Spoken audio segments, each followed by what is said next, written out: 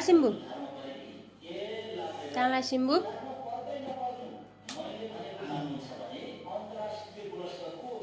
हेर्नु न हजुरलाई त्यसलाई नबोलाइ नबोलाइ धर्नु खान्छ जानु न हजुर जानु ल अरे ल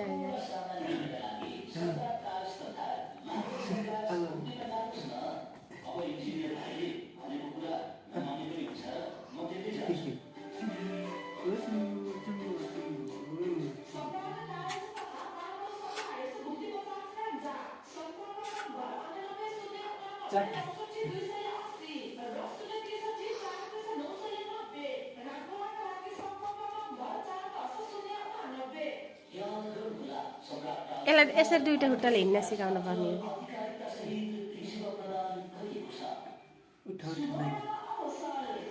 हो